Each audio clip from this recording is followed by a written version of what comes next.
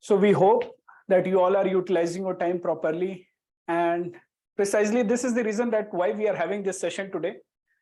The session, the objective itself is that how to utilize your January and February so that you can maximize before your prelims preparation. Before you jump into the prelims preparation, we want that your preparation for mains, not only GS, but optional should be also on par. Otherwise, wo 3 mahine mein ho nahi pata hai, then you will struggle.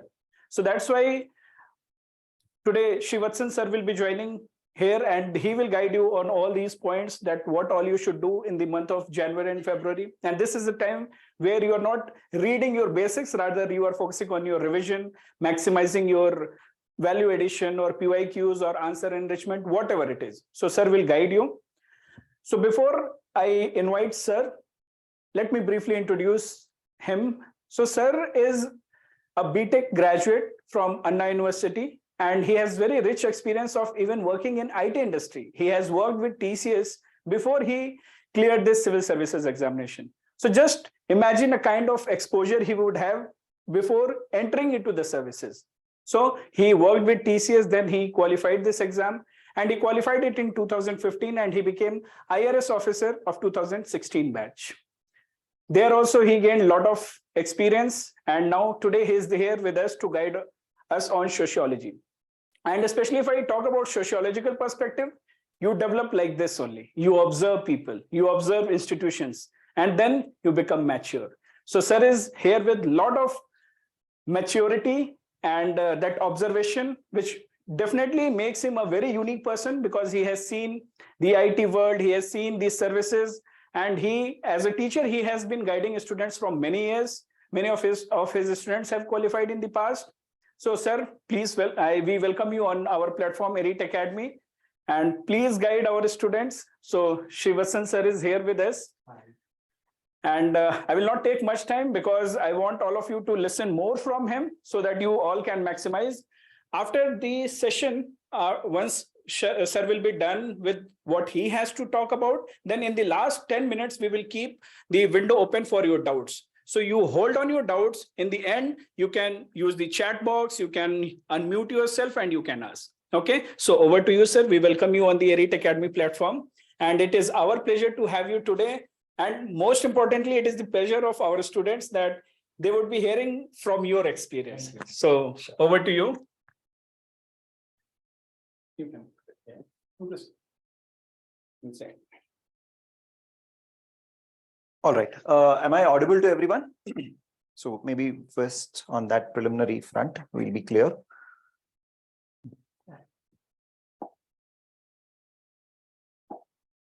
All right, perfect.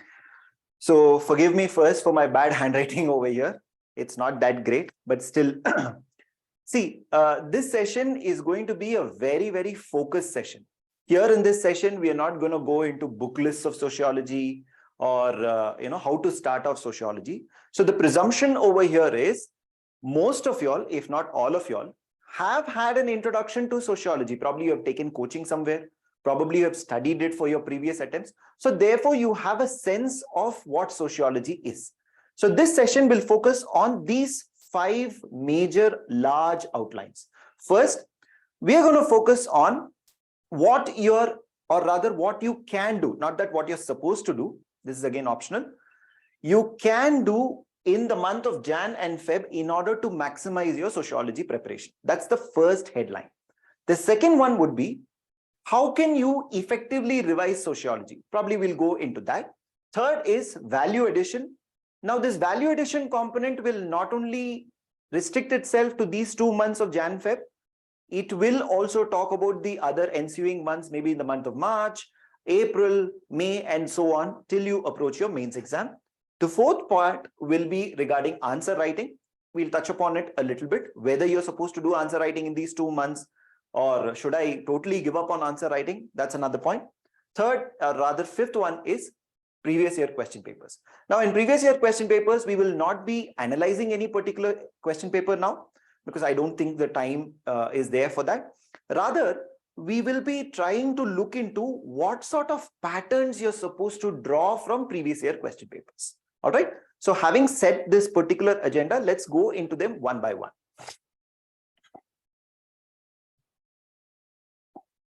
All right. So for Jan Feb maximization, what can we do?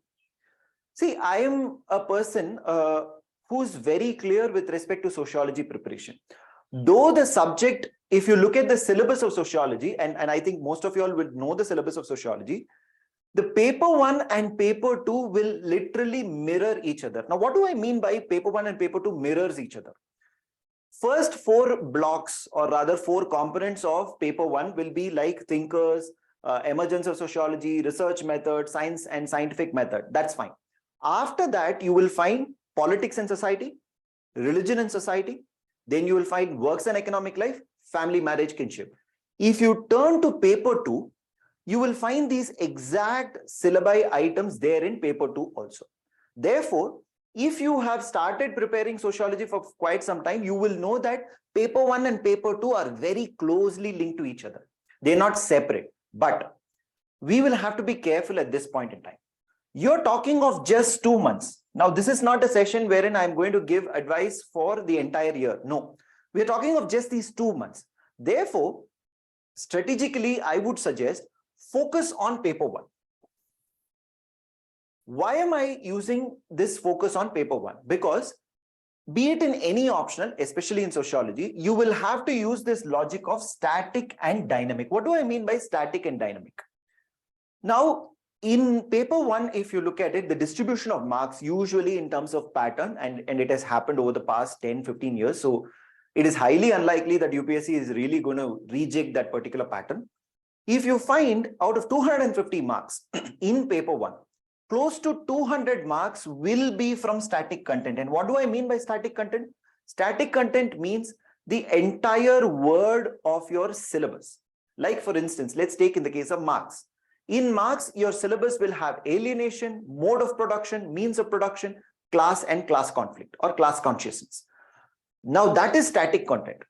If I'm going to have a dynamic question can be something like, how do you think Marxian theory can be applied in a world of artificial intelligence? Now that's dynamic. If you look at past year question papers, you will find that predominant content of paper 1, and I will kind of put a number to it, close to 200 out of 250 marks. Close to 200 out of 250 marks comes from static content. Therefore, imagine your preparation. In these 2 months, focus just on paper 1. As of now, yes, you would have studied paper 2 because paper 2 is slightly more dynamic. In paper 2, the distribution will be 50-50. 125 marks for static, 125 marks for dynamic, usual pattern. But in paper 1, you have 200 marks out of 250 will come static content, which is if you have properly read most parts of your syllabus, you can score really very well in paper 1. So therefore, the suggestion that I'm giving to you is in the month of Jan and Feb, please focus on paper 1. As of now, forget about paper 2. As of now. We can probably come back to paper 2 because anyways, after prelims, you will have to study paper 2. So therefore, the first suggestion point is focus on paper 1 with respect to static and dynamic content of paper 1. Then focus on the syllabus. This is an extremely important point, which unfortunately, most of the aspirants forget. What do I mean by focus on the syllabus? By the month of February, your target should be something like, I am taking paper 1 syllabus. So paper 1 syllabus, what is it going to have? It's going to have emergence of sociology, science, scientific method, research methods, the 5 or 6 thinkers who are there. Then I'm going to go into works and economic life, family, marriage, kinship, politics and society, religion, and social transformation. This is the larger syllabus. What you're supposed to do is prepare at least, and I use the word at least over here, 1-page notes. This is a very, very important aspect. 1 or 2 pages, page meaning one side, another side. 1 or 2 page notes on each word in the syllabus. I repeat, on each word which is there in the syllabus. This should be your focus for these 2 months. Forget about paper 2 as of now because it's largely dynamic. What we will do for January and February is focus on paper 1. And by the end of February, you should have at least this 1 or 2 page notes for each topic in the syllabus. I do agree for some topics like say alienation, which comes in marks, or some topic like say suicide, which comes in Durkheim, MI Durkheim. the amount of pages which might be required for notes might be higher. So don't take this 1 or 2 page notes as a sacrosanct kind of a number. All I am trying to say is have notes for the words which are there in the syllabus. Now, this will be your base material. Once this base material is ready, we can go on to the next topic, which is effective revision. Are you guys able to understand the linkage between the two? If your notes are not ready, then what are you even going to revise? Ultimately, there is nothing to revise for you.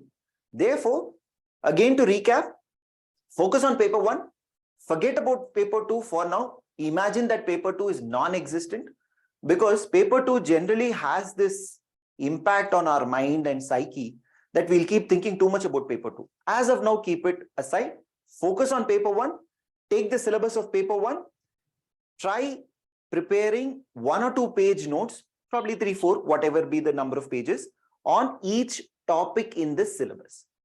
If you do this, you are actually 70% through with respect to paper 1.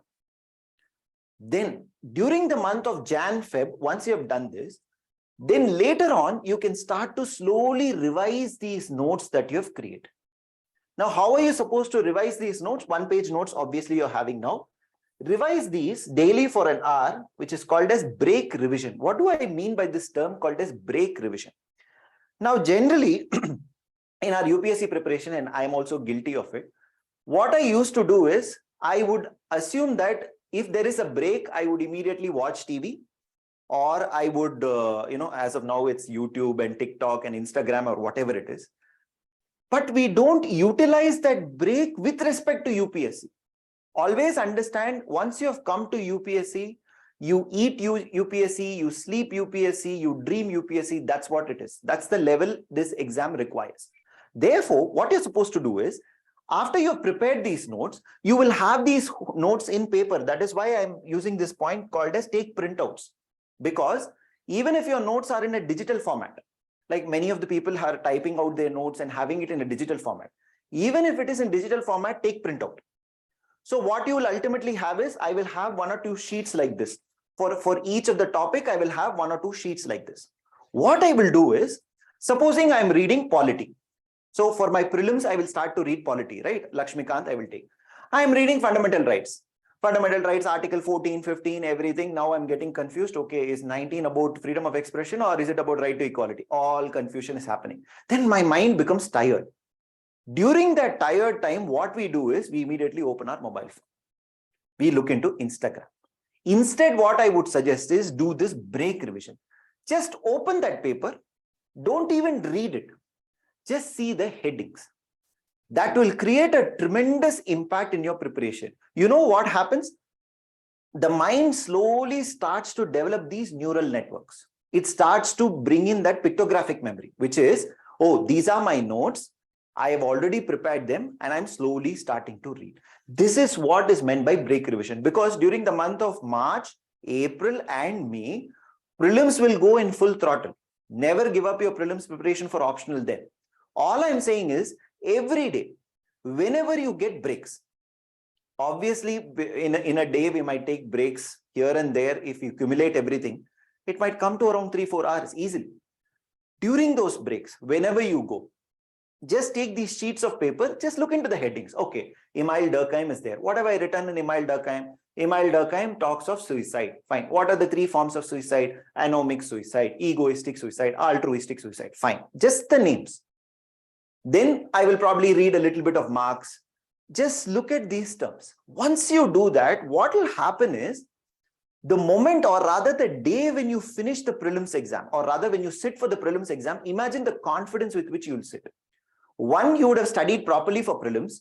2, the mind loop which will be there. Okay, once I finish prelims, where am I in mains? What is my preparation in mains? This is the mindset which you will have while writing prelims. That will be covered because of this, because your mind will tell, no, for the past 5 months, you have been continuously touching sociology.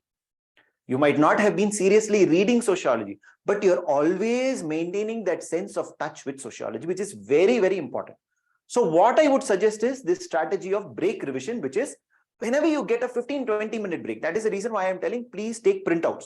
Don't keep it in digital copy, because ultimately, whenever you take a break, you need some sort of rest to your eyes also, right? How much of system and computer will you keep on looking? Therefore, take printout, use this break revision as a strategy. It will come in very, very handy, right? We go on to the next point, which is value addition. Now, how do you add value to your answers? Here we need to distinguish very clearly between paper 1 and paper 2. In paper 1, for all you care, you might be sociologist or otherwise, the scope for value addition is very limited because almost all of the content is kind of static content and it is set. Like how much value addition can I add to Emil Durkheim's study of suicide? Very little. Probably some sort of current affairs item that might come relating to farmers' suicides, assume, in India.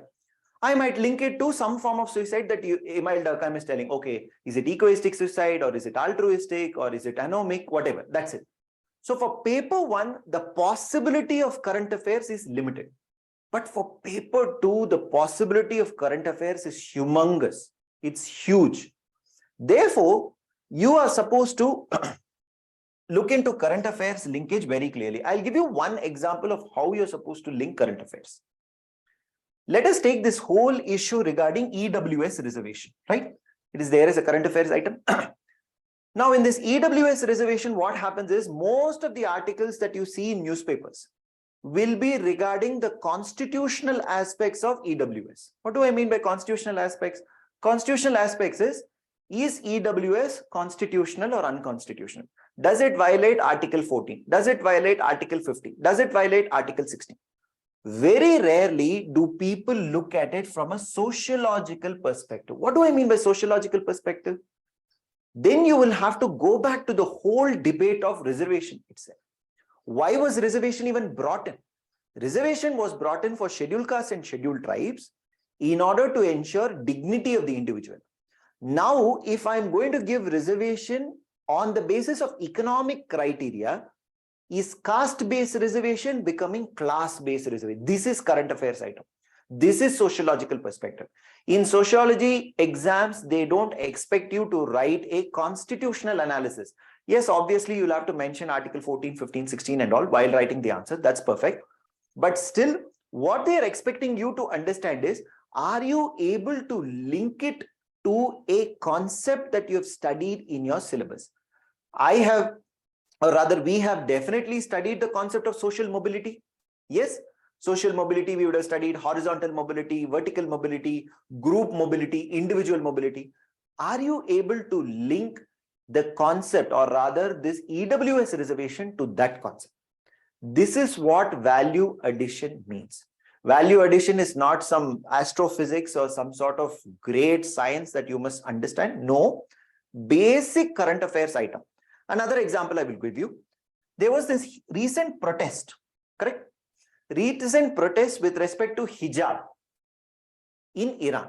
Women in Iran were removing their hijab, but at the same time, there was another protest happening in India arguing that the hijab must be provided, or rather, Muslim girls must be given the option to wear hijab and go to schools. How will I sociologically understand this? This is current affairs item. Constitutionally, again, I can talk Article 19, freedom of expression, Article 21, right to life, Article 14, equality. That's all fine. That's for polity paper. But for sociology, what you will have to understand? You will have to link it with women's movement. You will have to link it with the concept of protest. For instance, there can be a question which can come which says that evolving forms of protest. The usual forms of protest and evolving forms of protest. This is how you're supposed to link. And if you've joined some coaching institute, or maybe we'll also start a program soon, we will teach you techniques as to how you can link a current affairs item into value addition. All right.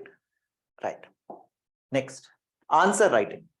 This is the whole Shakespearean kind of dilemma that most people have. Look, I am having just 2 months, Jan, Feb, wherein my mind is totally thinking only about prelims.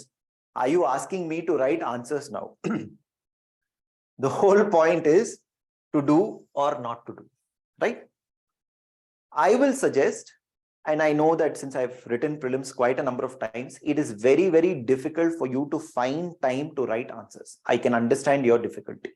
But having said that, answer writing becomes a very, very important component once you clear prelims. See, as of now, all of y'all are thinking, will I clear prelims, right? The moment prelims results, or even after immediately clearing, even after writing your prelims exam, the thought will immediately change to, what am I going to do for mains? Therefore, let's go on to a middle path, like what the Buddha says. Let us not write too much of answers. At the same time, let us not give nothing to answer writing. So what we will do is, we will try writing at least minimum 1.5 hours to 1 hour. Don't write below 1 hour, okay? Just 1 hour every day, be it sociology or GS. I'm giving you that option. I would prefer that if you write sociology, you can. If you want to write GS also, you can write. But what sort of answers are you supposed to write? This is where it becomes challenging. Yeah. What sort of answers are you supposed to write? See, understand, answer writing is a game of confidence. What do I mean by game of confidence? Most of us would have studied all the content. Even now, the 40-50 people who have joined for this session, if I ask you some question on Marx or Durkheim, you will answer it orally. But if I ask you to write 200 words on it, you will struggle. Why are you struggling? You're struggling because there is too much of content in your mind, but you really do not know how to navigate through the content and put them in a proper fashion. Like, what should be my introduction, what should I really discuss, and what should be my conclusion. Therefore, answer writing has 2 levels to it, and I will suggest you start doing the basic answer writing now. Take up static questions, absolutely static questions. An example of static question is, what is alienation according to Marx? That's all. It's a straightforward static question. I am not asking any sort of analysis in this. I am not asking, do you think Marx was right in theorizing alienation, or was he wrong? This is all analysis based question. All I'm trying to say is, static question, start writing those static questions. Or, what are the different forms of suicide which Emile Durkheim has discussed? That's it. Or, what is class conflict according to Marx? These are straightforward static questions. There is a value and there is merit in actually writing this, because the moment you start to write these answers, you will start to develop a sense of confidence. You will prove to yourself that, yes, I am capable of writing 200 words on a static topic. As of now, don't touch dynamic topics. For those who are experienced and those who are like, probably they've given 2-3 items, then for you, the benchmark is different. You can obviously try different things. But as of now, first tackle static questions. Take very, very simple questions. Don't go into previous year questions as of now. Create your own static questions like, what is alienation? What is class conflict? What are you ultimately doing? You're ultimately trying to touch each topic of your syllabus. If you look at it logically, in the whole process of static answer writing, you will touch each topic of your syllabus. So there will be a question on emergence of sociology, static question. There will be a question on enlightenment and emergence of sociology, static question. There will be a question on positivism, static question. What am I doing? Every topic I am trying to touch by 1-1-1-1 answer. That's all. I'm not going too much into it. And how many pages am I supposed to write in these static questions? Very simple. Just write 2 sides. Enough. 2 sides. More than enough for an answer as of now. Don't write all these big answers like these 25 marker questions. We'll deal with them later. Because as of now, what I want you to have is that continuous practice and touch with respect to writing. See, writing has 2 components to it. One is the bare physical part of writing. The very fact that you're able to sit in a place for 1 hour and concentrate and write is an art, and it has merit in itself, right? So what answer writing are we going to do? First level, we're going to do very, very static questions. The second level is go to UPSC previous year question papers. Start picking up some sort of analytical questions from them and slowly start doing it. Okay. And by this time, you will do not keep targets that you will have to write all the previous year questions. As of now, don't worry. We are talking about just till your prelims, whatever you're going to do. Jan, Feb, we have already discussed. Try finishing off paper 1 alone. Forget about paper 2. Then if you have time, if you really want to do answer writing, you can follow just the static questions, because time will be enough just for that. You will not even have time to go into previous year question papers as per my understanding, right? So the game of confidence is the key with respect to answer writing. Answer writing is ultimately this. Before convincing the other person that you have written a good answer, you must convince yourself that you're capable of writing a good answer. Again, I repeat, before convincing the other person, who is the examiner, that you have written a good answer, you must have the confidence to convince yourself that you're capable of writing an answer. How do you build that confidence? Take up very, very small battles. Alienation, suicide, fundamentalism, communalism, straight static questions so that you're good to go. All right. This comes to the last part of our, we have taken up half an hour so far. This comes to the last part of our previous year part, which is previous year question papers. Now, how do you analyze previous year question papers? I have been associated with sociology and sociology preparation and probably guiding even other people for the past, I would say, from the year 2012. So I have a fair idea of the past 10 years, the pattern that has happened with respect to sociology. And the pattern is very clear. The pattern is, in paper 1, you're having obviously out of 250 marks. You will find that close to 200 marks will be from static content. 200, 190 to 200, aspas. But then still, it will be to 200 marks. Another important point. I have spent quite some time teaching people. People believe that paper 1 is just about thinkers. It is not. Paper 1 thinkers is just one component. You're having 6 thinkers, from Karl Marx to Emile Durkheim, Max Weber, Talcott Parsons, Robert Mudd, and me, right? 6 thinkers. Do you even possibly imagine that UPSC is going to set an entire paper of thinkers? I've had people coming and telling me, sir, if I study thinkers, is it enough? No, it's not enough. Please have it very, very clearly in your mind. Paper 1 is not just about thinkers, because thinkers are a separate topic. If you look at politics and society or religion and society, yes, I will study a little bit about Durkheim, but Durkheim is not entirely religion and society. One component of that is Durkheim. After that, I have to study about fundamentalism, religious revivalism, communalism. These are components in your paper. So please be very clear about the syllabus. And don't be in any illusion that thinkers, if I study, I'm done with paper 1. No, never. If you have covered all the components in your paper 1, you can be rest assured that you will be able to attempt, good or bad, you will be able to attempt 200 marks easily. And I can give an open challenge.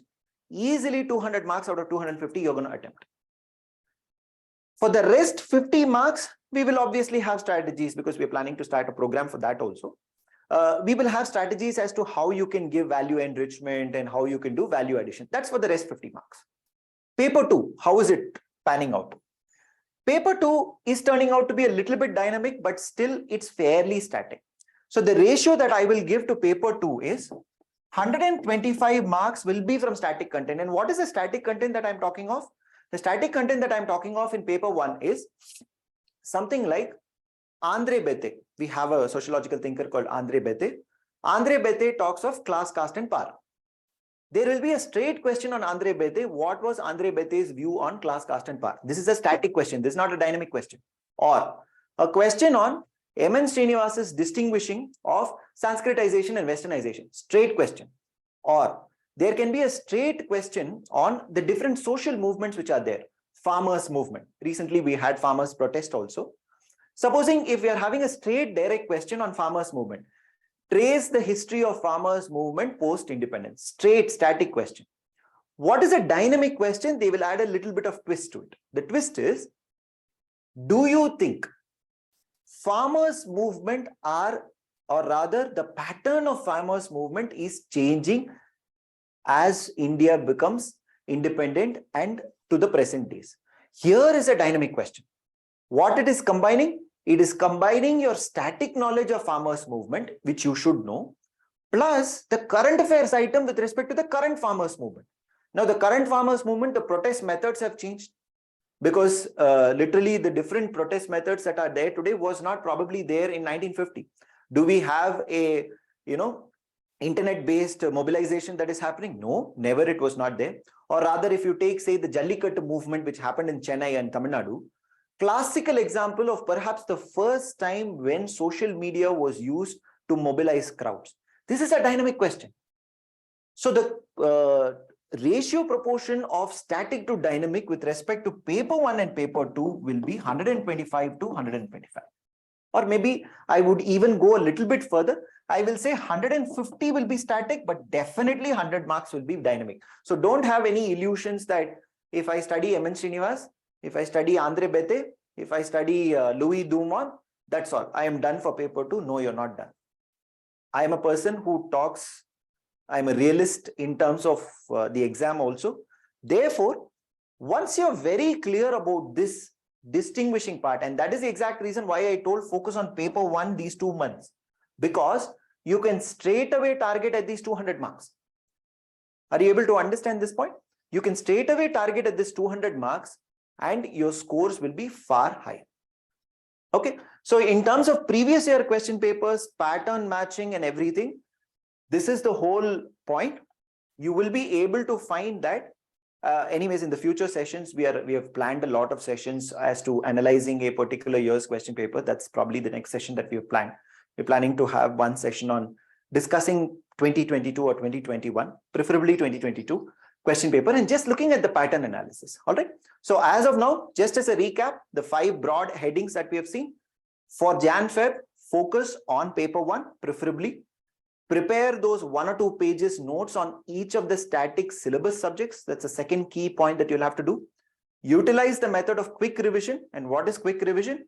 Quick revision basically is something like, instead of looking at your mobile phone and looking at Instagram and TikTok reels and everything and wasting your time, instead of that, just simply look at these sheets of paper so that your memory gets refreshed with respect to sociology. 4th component on answer writing.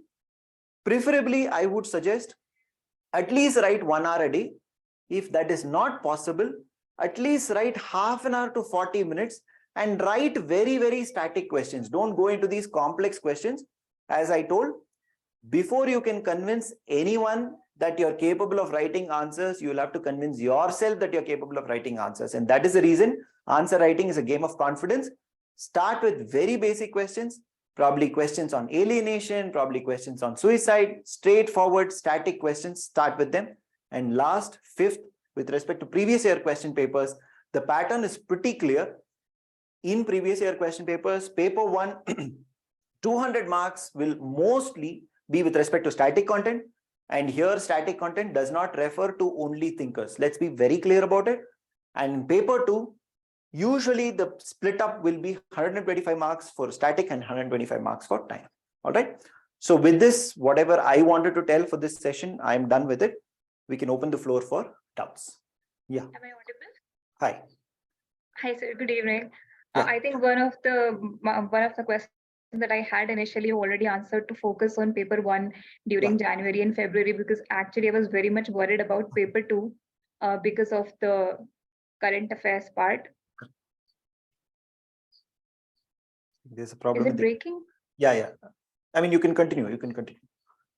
Okay. So what I actually wanted to know, how do I keep up with the current affairs for paper 2? Because as you said that that has more of the dynamic part. So because right now for current affairs for GS, we are like regularly referring to the news and everything. So for this, how do we keep up with that? How much time do we spend for paper 2, just the current affairs, or like? Sure. Yeah. Sure. Okay. See, this is an oft asked question with respect to current affairs. What am I supposed to do? Should I prepare separately? Now, I will just give one example as to what was happening during my time and what has happened now. See, during the days in which I and even Himanshu sir were preparing, we had to do all of the work by ourselves. Like I used to sit and read Economic Political Weekly and things like that for getting articles and all of that.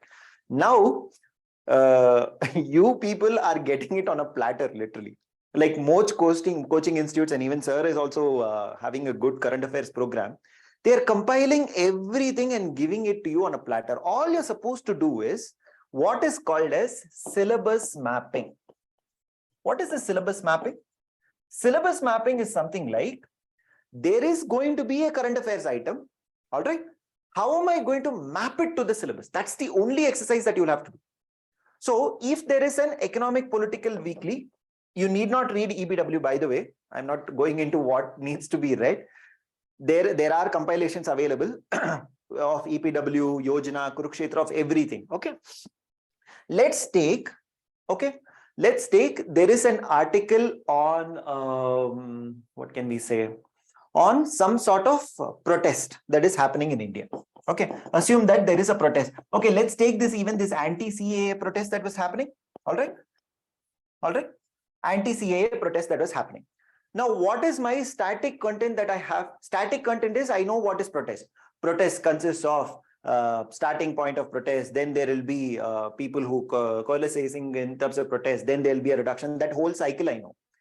In this protest, all I'll have to look into is, what are the strategies that are adopted by people? Is there a leadership in this protest? Does this protest have an organized leadership? Because you will have to compare it with other protest movements, for instance. See, supposing let's take a Chipko movement. Okay, there was this movement called as Chipko movement that we had in the 1970s and 80s. Now, Chipko movement was also a protest movement, environmental protest movement. But it had a very good leadership. It had people like Sundarlal Bahuguna. It had people like Chandi Prasad Bhatt who provided leadership. But these protests, that is the anti-CAA protest, there is no organized leadership per se.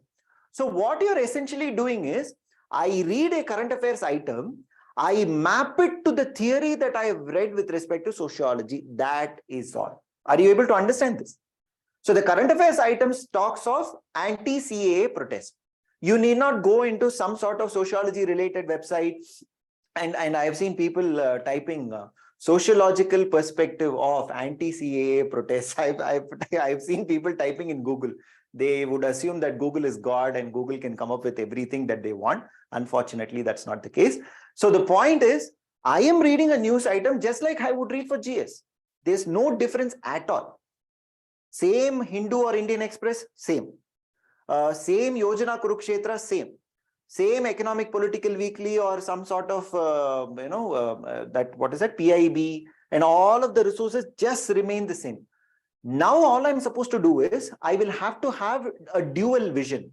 Dual vision is a vision for GS. Now, how will I look at this vision for GS? This anti-CAA protest, I'm going to look at it from a GS perspective from, say, ethics case study. For instance, simply I'm giving you an example. In ethics case study, they will give you a hypothetical example. Supposing you are a district administrator or you're a district SP and you're facing a protest wherein protesters shout, down, down with India, let India go down, something like that, some sort of seditious content, assume. How are you going to handle? Now, this is GS part, ethics part. This and sociology, absolutely no linkage. With sociology, what am I bothered? Now it's a protest. I will have to go to theory of protest. In theory of protest, what have I studied? I have studied that protests can be spontaneous or protests can be organized. Then I'll have to question, okay, is the CAA protest spontaneous or organized? What does the news item really tell me? As of now, I know that there has not been any organized leadership. Yes, there will be multiple organizations working for the protest. That does not mean that there is an organized leadership. Are you able to understand? So tomorrow, when you write an answer, your theory will come from paper 1, paper 2, base theory. But your practical current affairs item, you will have to just cull out this data. Are you able to get this difference? So in terms of actual studying, you need not do anything extra apart from the usual current affairs that you deal with, because that is all that you can do. You're not Superman, right? That is all that you can do. But whenever you read a possible sociological angle, this happens in other things also. For instance, and UPSC has the habit of asking a lot of dynamic questions in terms of paper 2.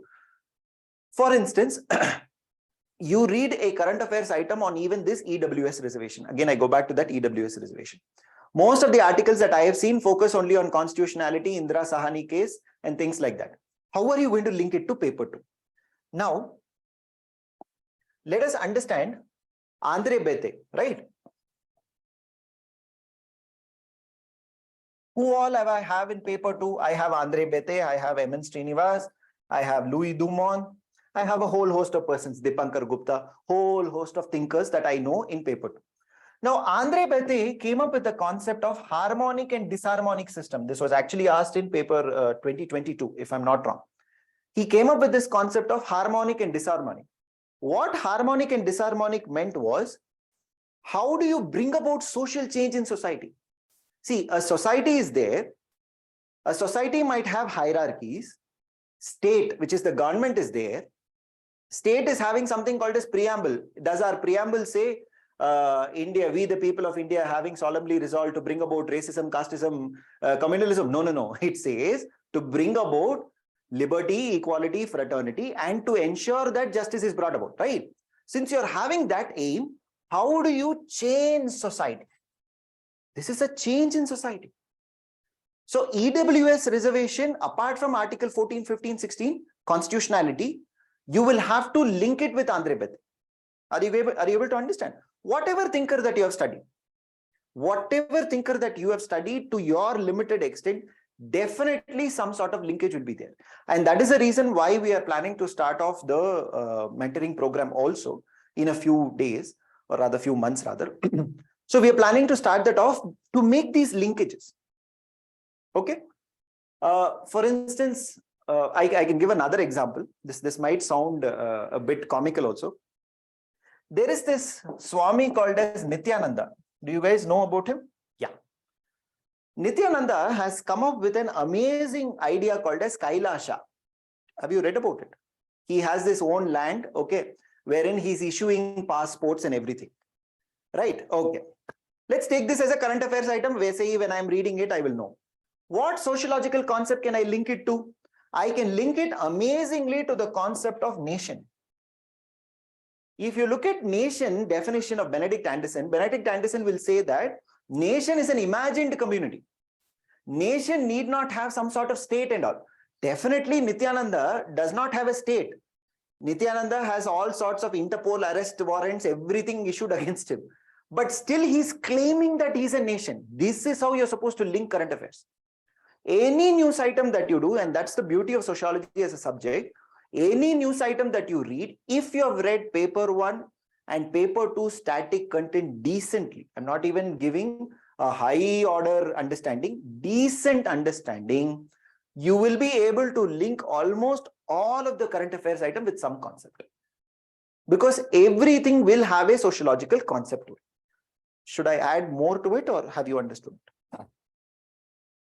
Yes, sir, that I understood. Just that as for now, we have to like focus on paper 1 during Jan and Yes. Feb.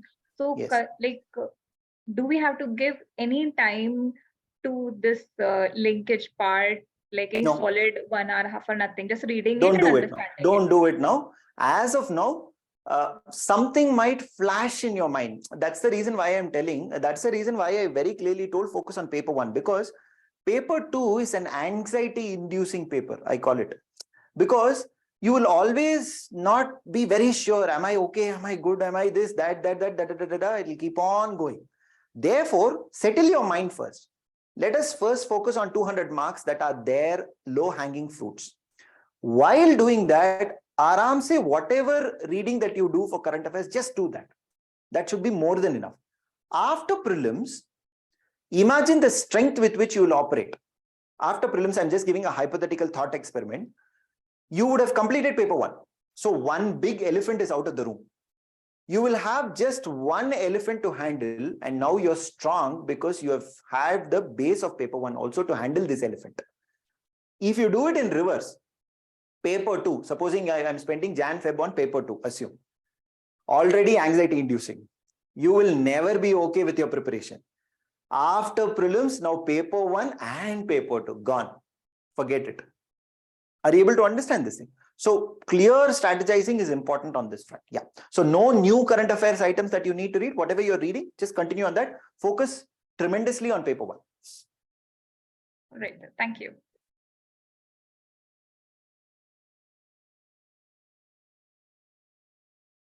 Okay, so there's another one doubt. Sir, in PYQ, there were a few questions which are totally out of syllabus and from general trend. Like in 2022, there was one question on Leela Dubey's seed and land, seed and earth, not seed and land. It was asked, yes. So 2022 and even in other past year papers, there were few questions which are totally out of syllabus. We just can't do anything about it. But then if you look at, let's do a percentage analysis of such questions. Okay, so it's always ultimately about math. Okay, coming from an engineering background, I just can't give up math at all, despite the social sciences that I teach. It's always about math. What percentage of questions you have absolutely no idea? I would say out of the 250 marks that are there, if you have studied properly in paper 2, in paper 1 though, you should have an idea about all the questions. There's no two ways about it. In paper 2, max to max, you will not have idea about 25 marks. That's all.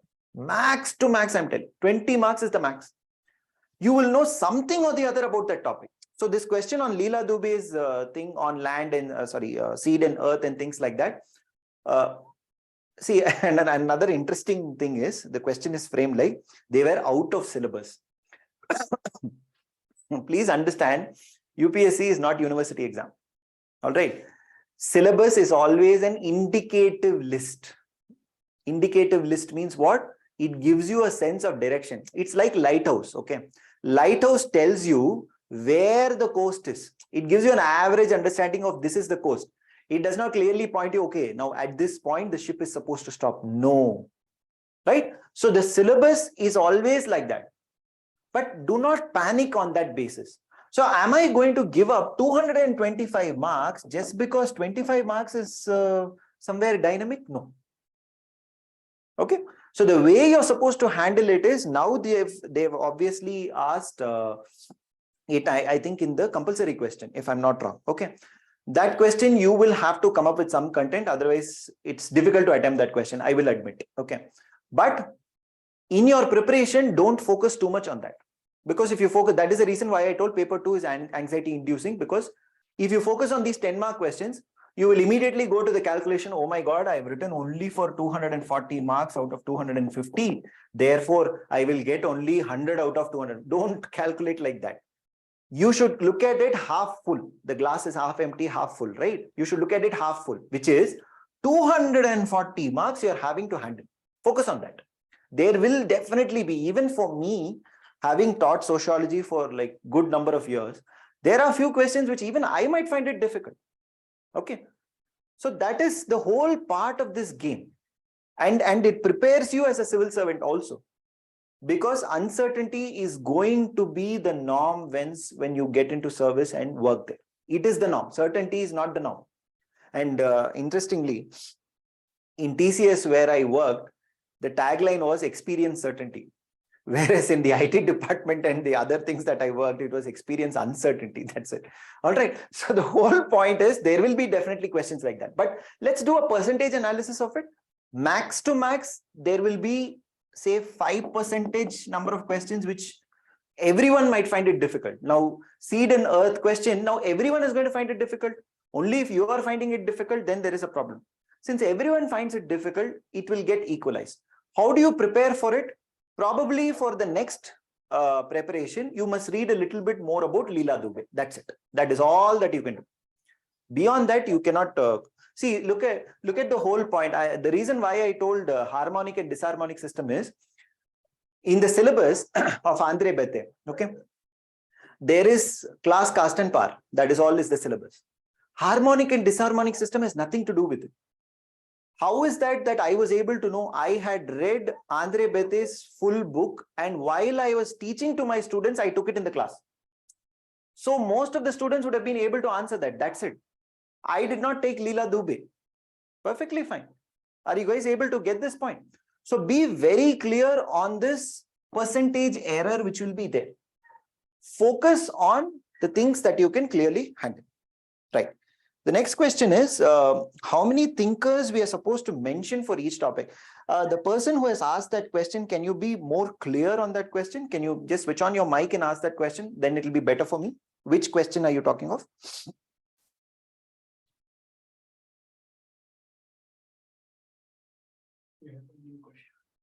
Yeah, there's another new question. So there was one person who has asked, sir, how many thinkers we need to mention for each topic? Okay, I think I have a sense of what he or she is trying to ask. See, sociology, unfortunately, has become, in our school days, there was something called as ERC. I don't know how many of you all had it now, which is called as explain with reference to context, which is A said, da da da da da, B told, da da da da da. This is not sociology. Please be very clear about it. I have had people coming and writing. So supposing if I ask the question, Sanskritization and Westernization, right? Straightforward question. The answer will be like, according to M.N. Srinivas, Sanskritization is this. According to M.N. Srinivas, Westernization. Very good. Then the next line will be, according to Louis Dumont, Sanskritization. According to Andre Beth. No. That is not how your answer should be. They are not asking for your knowledge base, and I can tell it from practical example, because in my first attempt that I wrote, my answer was like this. So they asked a question on, if I'm not wrong, some farmer's suicide or something. You know what I wrote? I wrote all sorts of case studies that I know. According to this person, so many percentage of people died. According to this person, therefore, death is the only thing. My answer was like that, literally. You know how much I scored? I scored 82 out of 250. 82 in my first attempt. Next, I sat down. I kind of pondered where I went wrong. And I can point out just to this point that, look, UPSC is not something like you show me your knowledge and I will be amazed by your knowledge and I'm going to give you. No, UPSC is very clear. I am giving you 200, 400 words, convey what you're trying to tell. That's all the game is.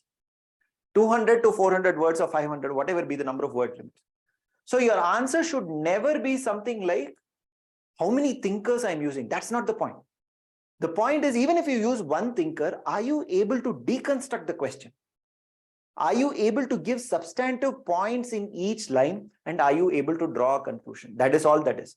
So I always say thinkers or utilization of thinkers is like salt.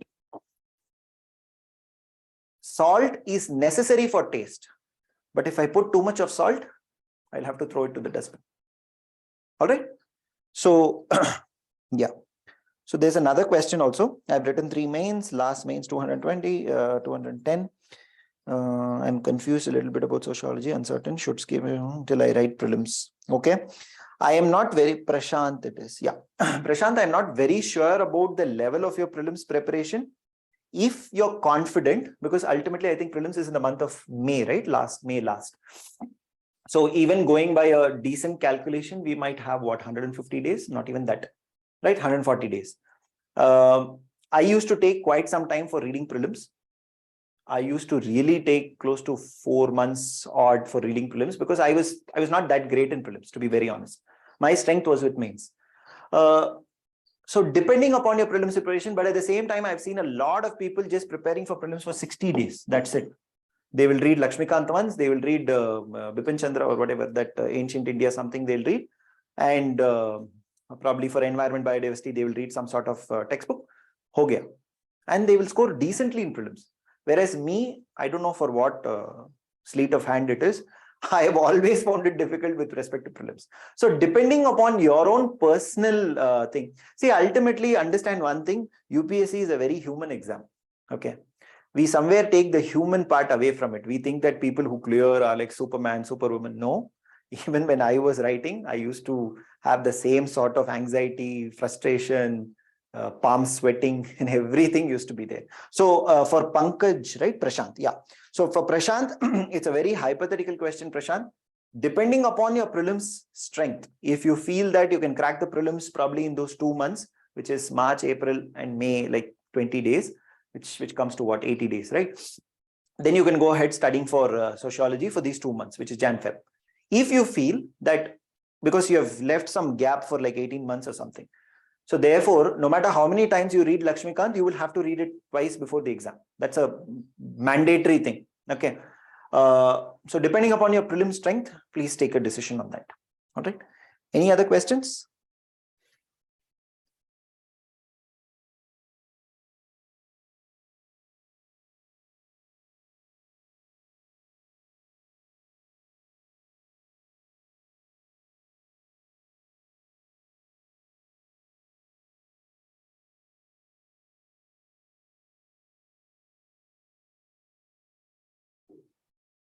Okay. How far is diagrammatic representation? Very good. Excellent question. Okay. Now, see, let us look at who is possibly going to correct your sociology paper. Okay. They are going to be professors, usually from Delhi. Probably people say that they are sent around the country. I'm not very sure who it is. Let's assume that they are all people who are professors and things like that. They are kind of sociologists. Sociology as a subject and political science as a subject, generally, if you take humanities as a subject, generally, they don't deal much with diagrams. So, for instance, if my optional were geography or history, I can draw, okay, forgive me for drawing the map of India like this. Okay, so something like this. Okay, I'm very poor at drawing maps. Assume that this is the map of India. And I want to, supposing my optional is geography and they're asking me a question on the impact of El Nino or La Nina on Indian monsoon, something like that. Then I can draw this map of India. I can say that, okay, the monsoon starts with Kerala and then it goes like this. All of that I can draw. But in sociology, what am I going to draw in terms of diagrams? It is mostly content that you will have to write. Most often. The only place which possibly you can draw diagrams is research methods. There's one topic called as research methods, right? You can possibly draw diagrams in it. For instance, supposing a question comes, what are the different types of quantitative analysis or qualitative analysis? Interview, focus group discussion. There are a lot of types which are there. Possibly you can draw diagrams there, okay? Or else I am not very sure in which part of sociology will diagrams even apply. I'm not very sure about it. Because if I ask a question on social movements, okay, and if the question is a dynamic question, do you think social movements, how will I convey my message in diagrams? It will be very difficult and it will be an extra time addition also, because ultimately time is the premium during writing the examination. You're going to be having what, 20 minutes something to write an answer. That's what the calculation is usually for your 25 markers and things like that. It becomes very difficult for you to construct the answer itself because questions might be dense. For you to add diagrams on top of it, I am not very sure whether there is scope for that in sociology, because we are not dealing with India maps and what can we say, map patterns or flow charts and things like that. There might not be big scope for that. There is scope for drawing diagrams in research methods. Yes. Supposing if I ask what are the different stages in research, I can say problem, then I can say data collection, then I can say, or something like hypothesis. Okay. Then I can say data collection, then conclusion. This is fine. This is a good bar, not a bar diagram. This is a good flowchart type of a diagram for this relevant question. But if I ask a question on alienation on Marx, what will I draw? I will draw Marx's face. No, I can't draw. All right. So, so for sociology, at least, I think it's better to stick to written content, descriptive answers. Point-wise, another doubt which is connected to this is, should I write it point-wise? Right. In GS, we generally have this habit. In GS geography, they'll ask the question, what is the difference between warm currents and cold currents? Warm currents means this will be there. It's there on the eastern coast of South America, something. Fisheries will be there when warm and cold currents meet, the Yucatan Peninsula, some sort of currents I can write. But can I write that in, sociology? Yes, possible. Only in a few questions. Supposing my question is, distinguish Sanskritization from Westernization. Excellent way to write point number 1, point number 2, 3, 4, 5. Perfect. But if I ask a question, alienation according to Marx, there also there is a possibility, because Marx talks of 3-4 types of alienation. Alienation from the product which is created, point number 1. Alienation from the person itself, point number 2. That way I can write. but generally have a paragraph structure for sociology, which is something like there will be some sort of an introduction, which will give you a general understanding of what you're going to write what you want to write, conclude. That's it. Okay. Within this, you can write it in point wise. Like in the body of my answers, if it demands that I will have to write it in point wise fashion, perfectly you can write it. But do not write your entire answer like, no, just 1 minute. Don't write your entire answer like, okay. Just 1 minute. Okay, don't write your entire answer like, so supposing if I am asking on alienation, don't write your answer like 0.1, 0.2, 0.3. Please don't write this. Because that is not what they're asking. They're asking you to write a kind of introduction, what Marx told about alienation, what is your conclusion on it? That's how it should be. Don't write, you might write the same content only. In point 1, you will write Marx. According to Marx, alienation is defined as. Then the second point is alienation consists of 2 types. I am like, why are you even putting point there? Irrelevant. You might as well put it as a paragraph. Are you able to get this point? So be very clear on that front. Maybe once you start writing answers, once we probably start correcting your papers, this feedback loop can happen. Any other doubts? Yeah, I'm not able to see your mobile.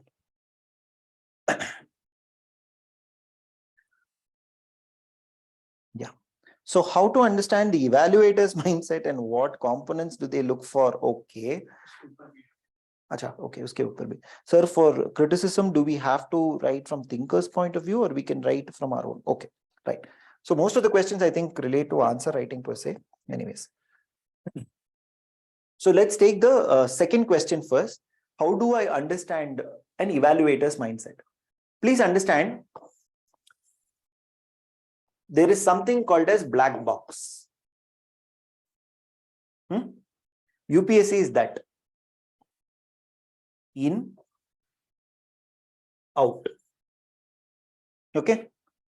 Do not think about what is happening here. Don't worry about who is going to correct. Why I should not worry? There's a logic to it. Because 1, I do not know. Nobody knows. Let's be very, very clear about it. All of those people who tell that I know the UPSC evaluators mindset, nobody knows. So the best way is to forget about them. What do you know? You know that I am supposed to study in. You know that for an answer, this is the possible content that can be given. See, how much can you even write on alienation or suicide? Only that much content is there. Once you do that, no, you will amazingly come out. This applies to your interview also. I've seen a lot of people when they appear for their personality test, they'll be like, oh, this board member is there. This board member is from the foreign service. Therefore, he's going to ask only foreign policy question. This board member was a previous chairman of something. He's going, no. You just don't know. He or she might not even ask you a question. So please understand one thing, again, going back to mathematics logic, go by the logic of differential calculus, which is make something constant. Don't worry. Variables will always keep varying. If you reverse it, you're gone. What is constant here? Syllabus is constant, largely. Study material is largely constant. The amount of study that I'll have to do, largely constant. The amount of answer writing practice that I'll have to do, largely constant. Do that. The moment you do that, I am telling you something called as grace will happen to push you into this. Don't try to say what it is. It's not possible. It's like saying, if you're falling in love with someone, you can just say, I love you. You cannot say, show me what is love. No, you can't. Just like that, this black boxes. Do not go into that mindset of what they require. It's not university exam. University exam, they have a key, right? They say that if you write point number 1, 1 mark. Point number 2, 3 marks. Never ever go into that mindset. You have study material. You have people to guide you. You have people who have written the exam before you, and they have reasonably succeeded using that method. It will, if not 100%, 99% of the times work. Okay, so that I think is a better strategy. Next, for For criticism, do we have to write from thinker's point of view, or can we write according to our understanding? Depends on the question again. If the question explicitly answers, what do you think is your point of view with respect to this thinker? So for instance, I did have some sort of a liking towards Marx, but still I feel his economic theory was not that great. Is my understanding. So whenever they ask for a criticism, I will write this criticism if the question demands. Supposing if they are asking specific criticism, give Andre Bete's criticism of M.N. Srinivas. That's highly unlikely. They will not ask that very specific kind of question. Highly unlikely. So in your criticisms also, you can write your own points. It shouldn't matter a lot. That is not a big issue. The reason why you people are continuously asking about thinkers is, I think somewhere you have come to that conclusion, more the number of thinkers that you write in your paper, more the marks. This is a big fallacy of this examination, at least for sociology. It's not the point. Are you answering the question? Because I still remember in my first attempt, I had this sheet of paper, okay, called as case studies. Okay, it was like a 3 or 4 sheet paper. You know how it will be? It will be like case study on agriculture, case study on caste, case study on untouchability. Okay, they ask a question on untouchability. In fact, this time also they've asked one question in 2022 on forms of untouchability. Okay, now how will I write that answer? The material that I know, if I had studied only this, I know only this. According to XYZ, untouchability happens in the village of some village in Tamil Nadu where they are having a separate tumblers for Dalits. This is one. According to another person, in a particular district in Maharashtra, they are not allowing Dalits to enter into temples. What is this? These are instances of a particular structural component. Understand it very clearly. It is like saying, color. If I use the word color, what are the examples of colors? Red, green, blue. But red, green, blue individually, if I ask you color, you are not supposed to say red, green, blue. You're supposed to define color. Then come and say that, yes, having defined color, red is an example of color, green is an example of color, blue is an example of color. What unfortunately people do is they read only this and they vomit it in the paper. No. That is why structural understanding of untouchability is important. For that, you have thinkers very clearly defining untouchability.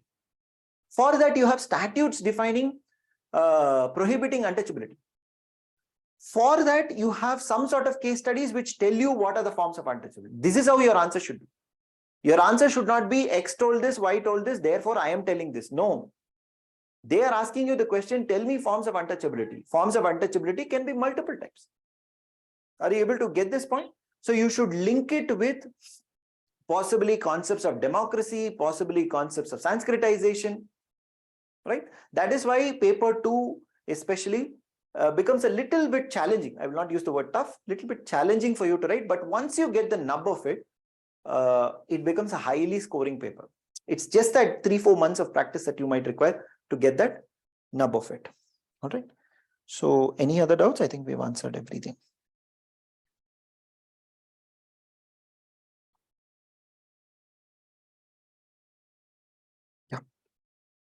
What, Mike? So I think we can wind up now. If there is still any doubt, you can ask. We are there for 1 minute.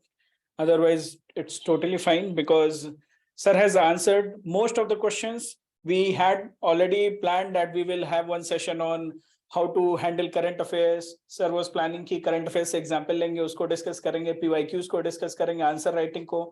So I think you have got the perspective from all the dimensions. So that was pretty holistic session. And thank you, sir. Thank you for sharing your experiences. It was very enriching experience, and it essentially comes from a person who has experienced it. And that is the whole objective at Elite Academy, which we are trying to make. And I'm very happy to share that we share that value कि वो excellence लाने की जो feeling है हम लोगों की, वही एक edge factor. कि we are focusing on how to bring excellence in your preparation. Okay. Okay, so Sneha is saying, yes, sir, thank you. Gained a lot of clarity. So thank you, sir. Thank you, everyone, for sharing. And in future, we have planned that we will come up with sessions on case studies or the current affairs, how to pick up the things from the current affairs, how to handle PYQs or how to analyze them, trend analysis and all.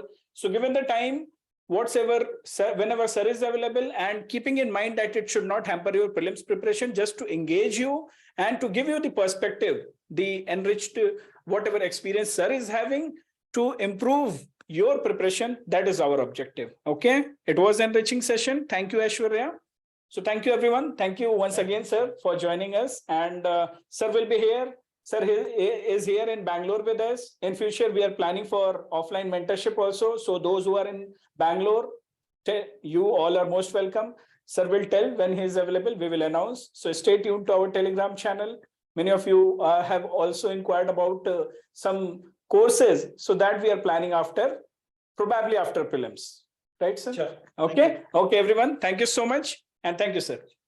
Okay, we will wind up. See you all in the next session. Bye.